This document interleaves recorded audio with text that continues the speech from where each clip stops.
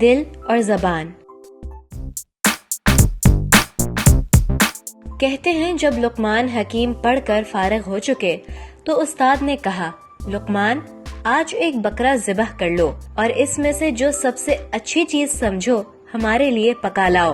لقمان نے بکرا حلال کر کے اس کے دل اور زبان کو خوب اچھے مسالوں کے ساتھ بھون بھون کر استاد کے سامنے رکھ دیا۔ استاد نے چکھا تو تعریف کر کے کہا، لقمان آج تم آدھے پاس ہو گئے۔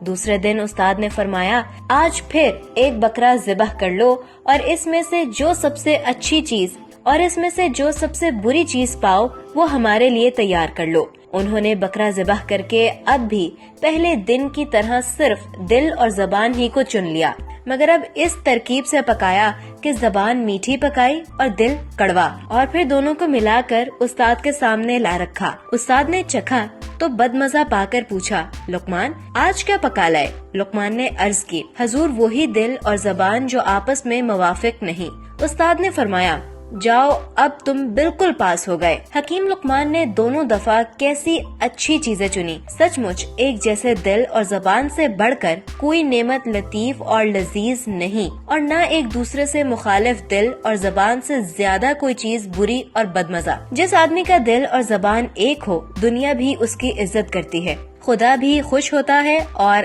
جس کی زبان دل سے موافق نہ ہو دنیا بھی اسے اچھا نہیں سمجھتی۔ خدا بھی ناخوش ہو جاتا ہے بلکہ وہ خود بھی خوش نہیں رہتا۔